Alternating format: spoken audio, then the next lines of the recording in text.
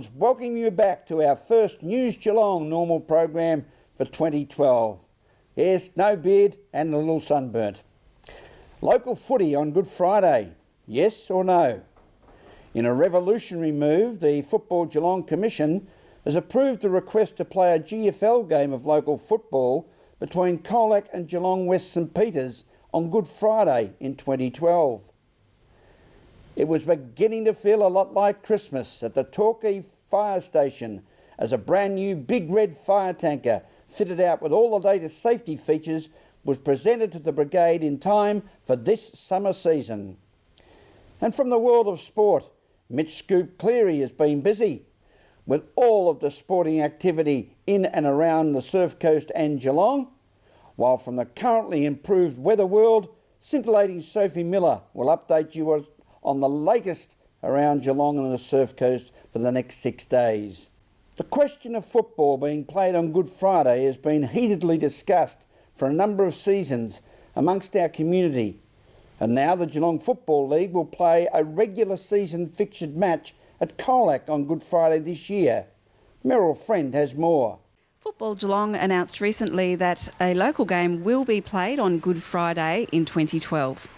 I suggest in this discussion and debate that an analogy with Anzac Day is very valid.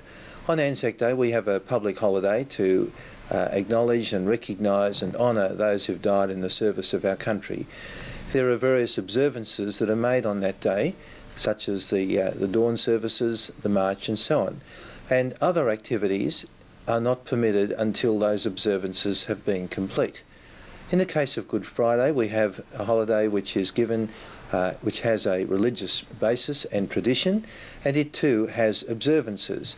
For most Christian churches and so on, those observances don't finish until about 5 o'clock probably in the afternoon, many of them beginning at 3 o'clock, the time in which traditionally Jesus died on the cross. For us to place readily and easily sporting competitions or business or whatever in the up as competition to that is, I think, quite irresponsible. The reality is that there is no other Friday of the year in which any football league anywhere in the country would consider playing a game on Friday afternoon, simply because it's not a holiday. So surely we have to give due observance and recognition of the reason for the holiday before we put something into competition with it. Well, there's a bit of a contentious issue at the moment with football on Good Friday. Do you have any view on that at all? I suppose I'm a little bit of a traditionalist there, and there's always never been footy on Good Friday. I probably would prefer to see it that way, but I can't blame people for trying new ideas and everything like that. It doesn't bother me too much either way, but yeah, having said that, tradition's sometimes nice. So I was disappointed that wouldn't be right, because I'm more than disappointed. I'm astounded by the rule. Under the circumstances, when you consider what Anzac Day was, and they took that they took it to 1 o'clock. 1 o'clock, well then, it was accepted after, perhaps after 12 months it wouldn't accept it. But here, we got a situation where all the services are held in Geelong after 1 o'clock. See, Anzac Day go to 1 o'clock. But I'm definitely against the game anyway. But I would think that the Football Geelong would save a lot of face if they were to go. The game was played after all these services were over. You see, so I don't know where we go from there, of course. And what sort of rules do you think are going to apply to this game and in the future? Well, I think at the moment there's the Football in Geelong have got no rules at all, I would think, because it's the first time this is going. And to think the two clubs get this say to them, and we've got 5 months. We got 5 months before the game was going to take place. To make a quick decision as such as they did, I thought was pretty disappointing, because I thought they might have been thrown open to the clubs to discuss after Christmas. They could have went till after Christmas to make a decision such. And so there were quite a few people that weren't even privy to the decision? Well, I would think that'd be wrong. Without me saying yes, but I think that'd be right. I don't think that clubs were contacted. They might have been. Football Geelong CEO and Chairman declined to comment on camera, but we were able to get a quote from CEO Lee Hartman. He said, "Good Friday football has been on the Commission's desk for 3 years now, and after careful consideration of the submissions from the clubs involved, it was granted permission to proceed. Consultation with the peak body VCFL was also had, and as 12 games are already being played on this day in country Victoria, the decision was made to grant the fixture request.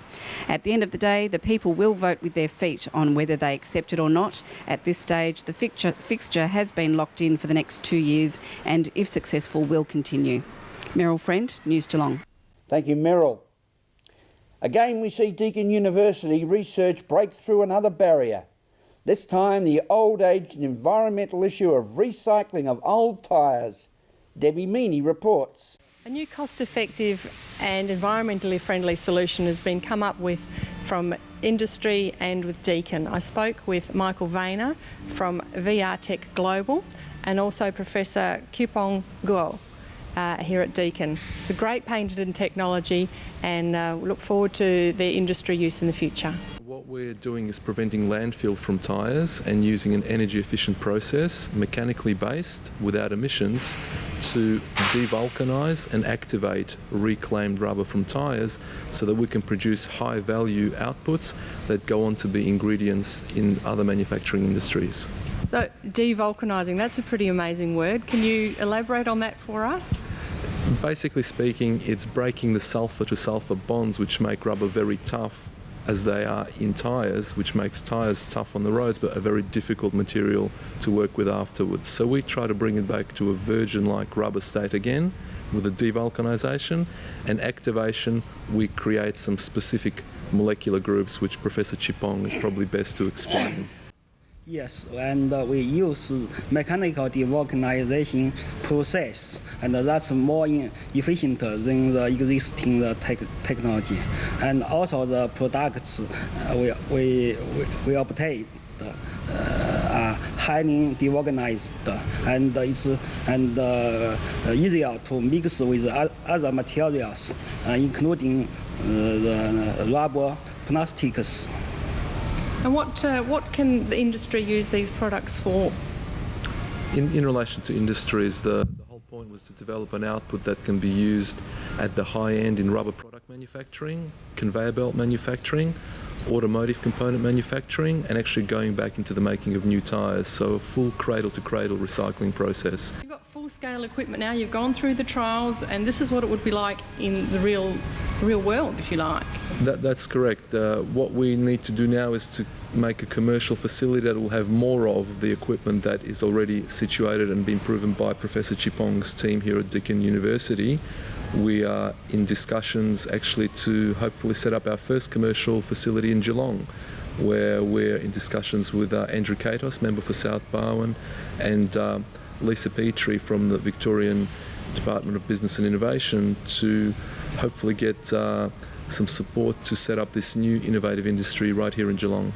Professor Chipong, how long has this process taken to this point? And it has been more than 2 years, and since later 2009. Since 2009. At Deakin University, this is Debbie Meaney for News Geelong. Thank you, Debbie. This is News Geelong as we go to a break and return with more news after this.